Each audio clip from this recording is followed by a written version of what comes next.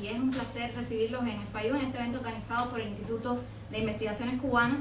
Ante todo debo agradecer al doctor Jorge Duan y su director por el apoyo brindado desde la concepción de esta actividad, y a Aimé Correa por asegurarse que todo estuviera listo para este encuentro. Asimismo, quisiera agradecer a Pedro Vidal, presidente de Cuban South Foundation, por su entusiasmo y su ayuda con la coordinación.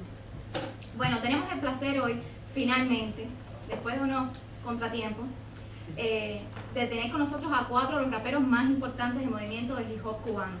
Aldo Rodríguez Vaquero, miembro del grupo Los Saltianos; Raúl Collazo, de Escuadrón Patriota; Silvio Olián Rodríguez, más conocido como Silvito el Libre; y David Escalona, del colectivo OMI Zona Franca. Démosle primero la bienvenida con un fuerte aplauso.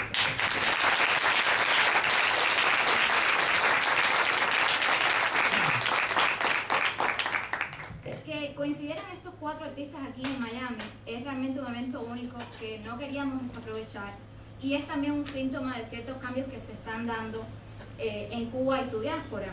Para contextualizar un poco la obra de estos raperos, habría que decir que en Cuba las artes, y en especial la música popular, ha reemplazado los medios de comunicación tradicionales, oficiales, en la discusión de temas medulares, importantes, que son silenciados por el discurso oficial. La música popular funciona en este contexto como un medio de comunicación efectiva, y eso le permite traducir problemas sociales e ideas políticas al idioma más accesible de la vida cotidiana.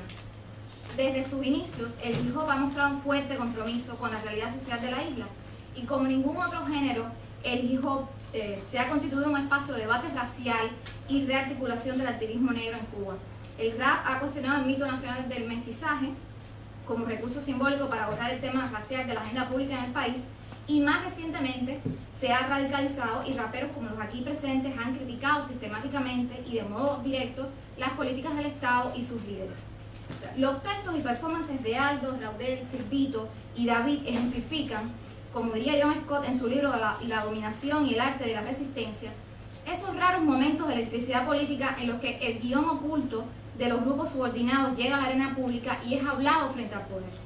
Es por eso que en un país donde las formas tradicionales de participación cívica y política están severamente restringidas, la esfera pública cultural construida por la música popular, y en especial por el hip hop, puede ser vista no solo como un ensayo de la política, de búsqueda de soluciones imaginarias a problemas reales, como diría George Lipsitz, sino también como una práctica política en sí misma, es decir, como un modo de reconfigurar y encauzar las prácticas individuales y colectivas.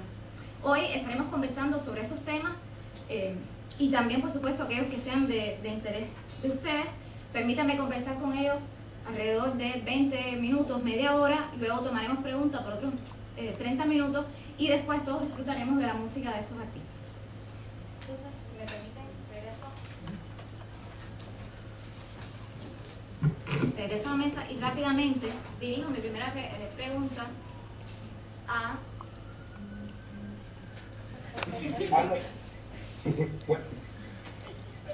Raudel, porque, como decía anteriormente, el hip hop se ha convertido en un actor fundamental en la promoción del tema racial en la esfera pública cubana. Sin embargo, la propia fragmentación del movimiento que yo percibo, ya sea por la propia movilidad de los artistas, o sea, muchos se han ido del país, o por los intentos de cooptación del Estado a través de la Agencia Cubana de Rap, ha hecho que quizás esta agenda racial haya perdido un poco de visibilidad. ¿Tú crees concretamente que el hip hop ha dejado a un lado esta agenda racial? Esa es mi primera pregunta. Y mi segunda pregunta es, en tu caso particular, ¿qué importancia tiene el tema racial en tu obra? Ok, buenas tardes a todos. Primero, a mis hermanos que están del lado allá, bendiciones, mi hermano, ¿cómo están? Lo primero que siento es que el hip hop cubano en específico es un hip hop altamente reivindicativo, no solo de los temas raciales, sino de los temas sociales, que en Cuba son verdaderamente conflictivos para el discurso oficial. Primero, si tú ves la composición del movimiento de rap cubano, casi en su totalidad es negro. Definitivamente salido de las márgenes, salido tú sabes, de las entrañas del pueblo, donde está la gente, de donde están los obreros, donde está la gente que trabaja, donde está una juventud quizás un poco fuera lo que son los privilegios estatales o gubernamentales. Y obviamente, salido de ahí, es absolutamente imposible que nosotros no representemos ese tipo de dificultades que el cubano vive a diario, incluyendo el discurso racial. En los temas de los raperos, de los artistas del hip hop cubano, el tema racial es un elemento bien fundamental. No creo para nada que lo hayamos dejado a un lado, sino que le hemos dado una nueva cara quizás. Pero siguen los problemas. Nosotros hablamos no solamente por los hombres negros de Cuba, hablamos por todos los cubanos. Por todos los cubanos que están en la situación que todos conocemos que están. Pero fundamentalmente en Cuba hay una intención del gobierno cubano de invisibilizar el tema de racismo en Cuba. Y digo el tema de racismo porque el racismo en Cuba es un hecho. El racismo en Cuba es un hecho y a partir de los años 90 todos sabemos que fue mucho más visible. Pero definitivamente en Cuba hay un racismo institucional y quizás un racismo más cultural, que llaman el racismo cultural, que como somos una herencia del esclavismo, qué sé yo, pero hay un discurso institucional que quizás el discurso oficial trata de callarlo. Y nosotros con nuestras letras, con nuestra actitud, lo hacemos bien visible. No ha desaparecido para nada de los tópicos de las letras de equipo cubano el tema del racismo, porque es un tema puntual. Y es un tema tan puntual que al punto de que ocurra o no una transición en Cuba, el tema del racismo, del fuerte racismo que existe hoy todavía en Cuba, tiene que ser algo fundamental en la agenda política de cualquiera, del que esté y el que venga. Por eso creo que nosotros de alguna manera reivindicamos ese tema y todo lo demás, pero fundamentalmente ese tema todavía estamos muy activos con el tema del racismo, porque es un tema del que no se habla en Cuba o se habla poco y es uno de los temas más problemáticos de la realidad cubana, independientemente de lo demás. Sí, sobre todo estaba pensando por el debate actual que se está dando en la UNIAD sobre que el Estado está organizando una serie de comisiones para tratar este tema y entonces hay una especie de debate dentro del seno de la UNIAD de si esta agenda racial debe venir desde abajo o debe venir del Estado. O sea, determinados oficiales de esas instituciones quieren promover una agenda racial manejada por el Estado. En ese caso el hip hop está entonces como echado a un lado como actor fundamental de ese tipo de... No, primero, a hip hop ellos no lo van a incluir nunca. A rap cubano ellos no lo van a incluir nunca. El rap cubano como protagonista de lo que ha venido siendo fundamentalmente los últimos 10 años, bien crítico con la sociedad cubana, bien crítico con el poder gubernamental, bien crítico y bien posicionado en lo que dice, cómo lo asume. Ellos no van a incluir en ningún tipo de discusión aquí. Nosotros nos toca seguir en la calle, nos toca seguir haciendo esas letras reflexivas, profundas, críticas. A nosotros nos toca porque definitivamente no nos van a incluir. Y pienso sobre todas las cosas que el gobierno cubano, si verdaderamente quiere hacerle frente, quiere asumir una posición verdaderamente de resolución sobre el fenómeno de racismo en Cuba, tiene que comenzar por llevarle un debate nacional en el seno del pueblo y sacarlo de las instituciones, porque no creo que las instituciones, 50 años, 60, 70, demostraron que las instituciones no van a resolver el fenómeno. Eso es que llevarlo a un debate abierto, nacional, donde haya una inclusión de los verdaderos entes del pueblo discutiendo este asunto. Porque si se queda a nivel institucional, si se queda tras una oficina, si se queda tras un departamento, si se queda tras un teatro o algo así, poco se puede hacer, aunque haya toda la intención del mundo. Eso tiene que abrirse, el debate tiene que abrirse, hay que involucrar a la sociedad civil, hay que involucrar a la gente, hay que darle voz, hay que plantearse estrategias que verdaderamente pretendan buscarle una solución al fenómeno. Pero no creo que institucionalizándolo, discutiéndolo a nivel de intelectuales, va a resolverse nada. Con todo el respeto que merecen los intelectuales en Cuba, o la mayoría de los intelectuales en Cuba, han hecho poco o casi nada. El racismo en Cuba está tan crudo como puede haber estado en cualquier época. Hoy, en Cuba. Y los intelectuales que han hecho, que han dicho, y los que se han atrevido a asumir una posición crítica, contestataria con este fenómeno en Cuba, todos sabemos lo que ha pasado. Ok, yo creo que lejos de institucionalizar el fenómeno, aunque, lo pueden institucionar, lo pueden discutir, pero tienen que abrir la discusión, tienen que involucrar al pueblo, a la gente, y más aún a los protagonistas, a los que están padeciendo el fenómeno. Eso es verdaderamente lo que se debe hacer, un debate nacional y abierto con una inclusión absoluta de la gente. Gracias, Robert. Bueno, tengo una pregunta para Aldo. Muchos académicos norteamericanos que estudiaron el hip hop en la década anterior hicieron mucho hincapié en lo que ellos veían como similitudes entre la ideología revolucionaria del Estado cubano y, digamos, un cierto discurso antiimperialista del hip hop. Sin embargo, ya a mediados de los 2000 es muy evidente que hay una decisión en el movimiento de hip hop entre quienes como ustedes deciden hacer un hip hop mucho más crítico e independiente de las instituciones, y aquellos que deciden seguir asociados a instituciones estatales como la Agencia Cubana del Rap. Entonces, Aldo, ¿qué te lleva a ti a radicalizar tu discurso en ese momento? Por ejemplo, que se ven canciones ya como Viva Cuba Libre, La Naranja se picó, Héroe.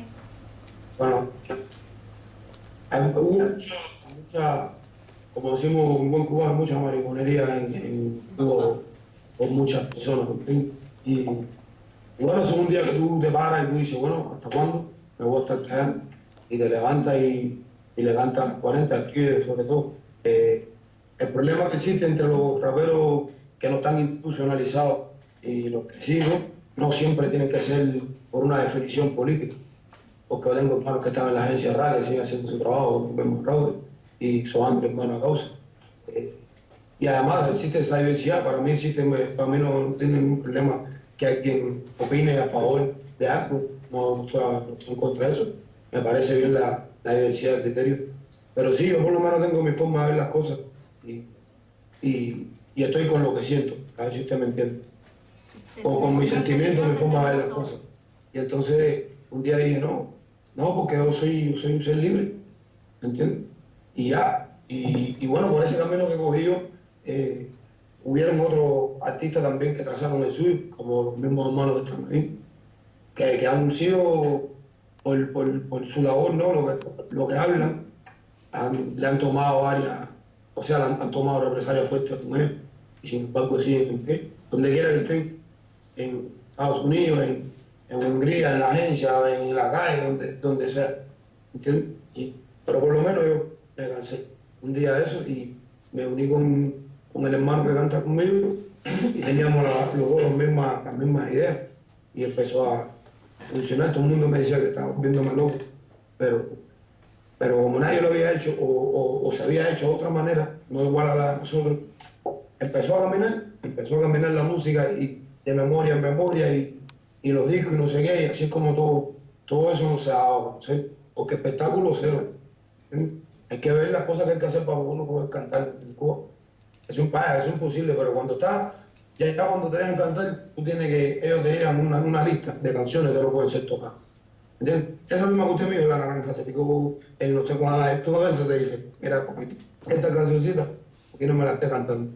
Porque saben que uno tiene poder sobre la juventud cubana, ¿me entiendes? Hay cosas que influyen mucho, y nosotros, el rap cubano, no solo los haitianos, ¿entiendes? Sino muchos los artistas influyen mucho en la juventud cubana. Ese mismo hombre que usted tiene al lado, eso se para el discurso y la gente sabe lo que está hablando y que no estamos hablando mierda. ¿Entiendes? De hecho, para seguir con ese tema de la censura, quería preguntarle a Silvito, que ha dicho en entrevistas anteriores, cómo efectivamente no te dejan actuar en Cuba, que has sentido el hostigamiento de la policía. Quisiera que le contaras un poco a los estudiantes que están aquí, que quizás no están tan familiarizados con esa realidad, cómo funciona la censura al hip hop en Cuba. Bueno, yo empecé a hacer música en un municipio de la provincia de Holguín que se llama Banes. Yo no soy criado en La Habana.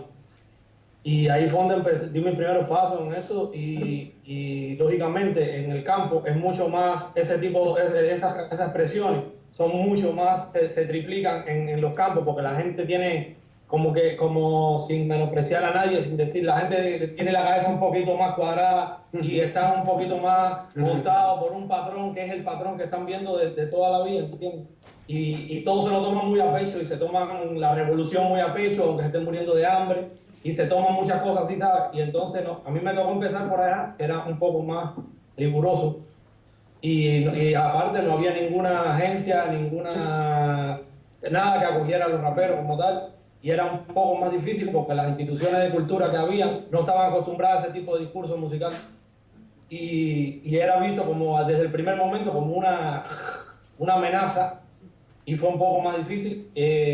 Festivales, que te puedo decir, Romería de Mayo en Holguín nos bajaron esposados por cantar una canción que ni siquiera habla tan directamente como las canciones que hago hoy en día, como las que hacemos hoy en día, ¿entiendes? Por una canción que decía por parábola, que criticaba cosas que nos estaban pasando en ese momento, en ese lugar. Y nos bajaron esposados y nos metieron presos y no nos dejaron cantar más nunca. Y nos metieron una censura de 1 año sin poder tocar ningún escenario, o sea, ahí en la provincia. ¿De qué año estamos hablando, Silvito? O sea, discúlpame que te interrumpa. ¿En qué año sucedió eso? En el año, eso de la Romería de Mayo fue en el 2005. Okay. Pero yo empecé en el 2003 en Banes. Eso es un municipio de la provincia de Ortiz. La censura en Cuba funciona por recadito. Oye, no puedo cantar aquí, no puedo cantar allá, mira qué van a hacer. Te mandan a alguien y tú le dices, bueno, pero ¿quién es este jefe? Esto, nadie. Es un guanajón que viene y te dice, mire, no puedo cantar. Eso lo hacía ahí. Recadito, recadito, recadito. Y a veces hasta con los mismos raperos, ¿me entiendes? Mandan a un rapero, oye, ve a decirle a fulano que no puede cantar. ¿Me entiendes? Ve a decirle a fulano que no puede cantar. Y dice, bueno. Otra vez que vi también mucho eso fue un 6 de noviembre. Me recuerdo la fecha porque ese mismo día marchamos por la calle 23 con carteles por no a la violencia. Después de eso yo me fui por un concierto que había en La Habana Vieja, en la Plaza Vieja, que era una exposición de pintura. Y yo tenía que cantar en ese concierto, era un concierto mío en ese lugar, ¿entiendes? Y yo tuve que entregar con 1 semana de anticipación los temas que yo iba a cantar en ese lugar, que la directora muy amable se me acercó y me dijo, mira, esto no soy yo, por mí tú puedes cantar aquí lo que te dé la gana, pero me mandaron a pedir los temas. Y como 2 días del concierto, me citaron ahí de nuevo para decirme los temas que podía cantar y los temas que no podía cantar en el concierto. Yo con el repertorio de ese con otro artista. Esos son ejemplos por arriba. Bueno, para seguir con ese tema, que quisiera que David también compartiera con nosotros un poco su experiencia de producir no solo música, sino también artes visuales en esa economía, digamos, alternativa, ¿no? En esa red de producción cultural alternativa que está fuera de la acción del Estado. O sea, cuán difícil es producir música, producir arte en esas circunstancias. Y una segunda pregunta, ¿qué influencia real tú crees que tenga esta producción cultural alternativa en los jóvenes en Cuba? Bueno, lo primero tienen el pingüino a full, un tremendo frío.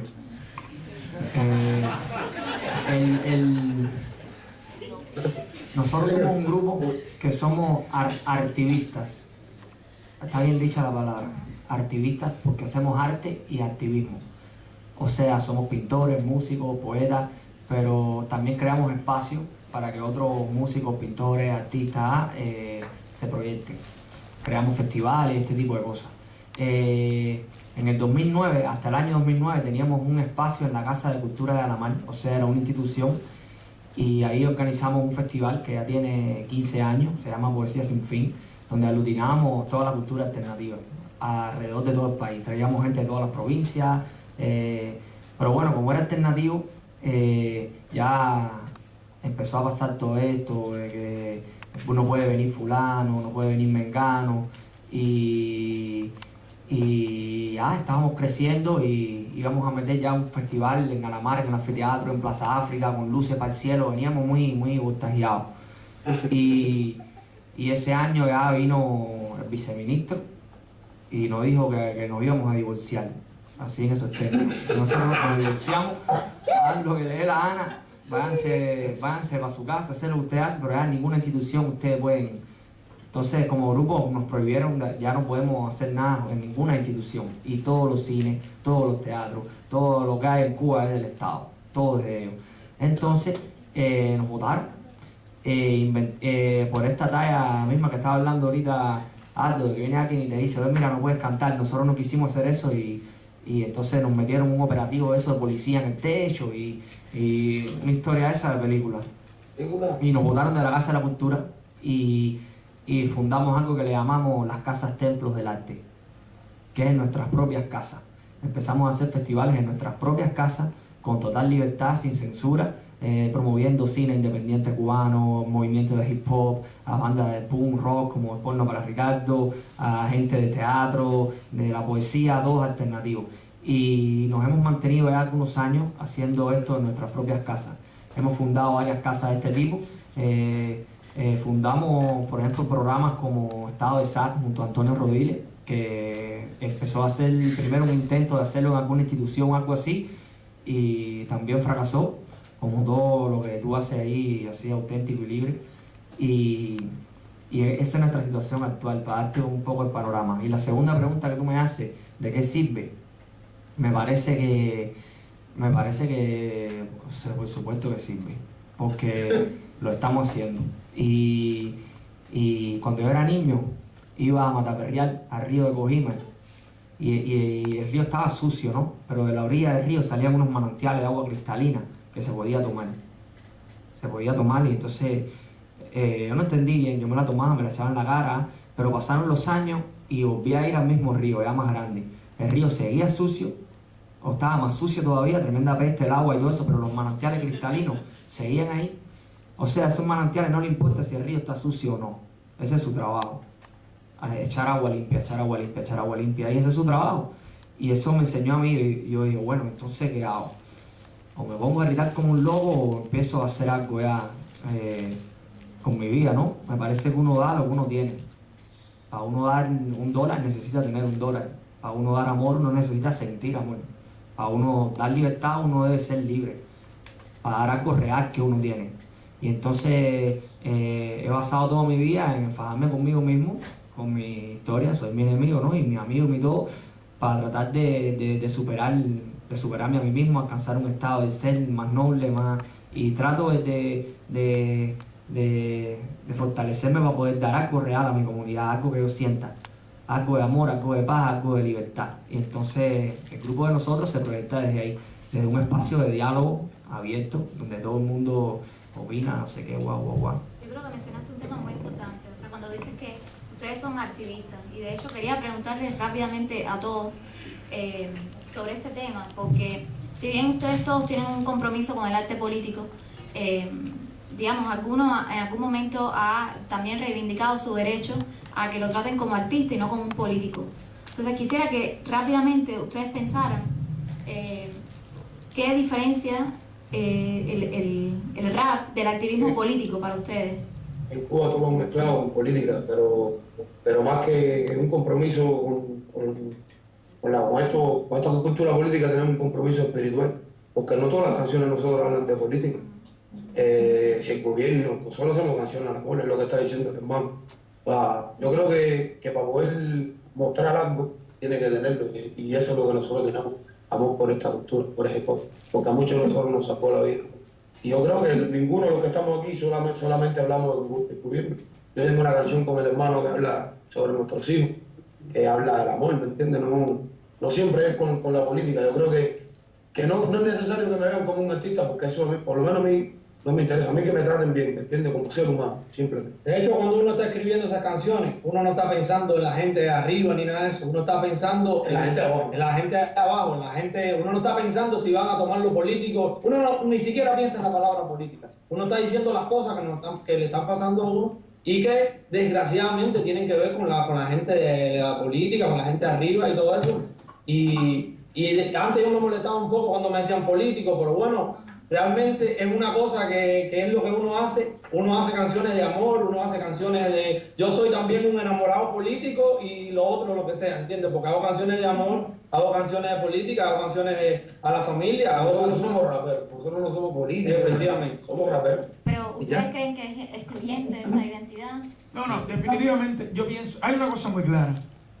En Cuba, todo, absolutamente todo es politizado, pero de la otra manera. A mí no me molesta hablar de política. Ahorita yo conversaba con los periodistas y les decía de que no es malo hablar de política. ¿Por qué? Si la política influye y modifica todos los minutos de nuestras vidas, no es malo hablar de política.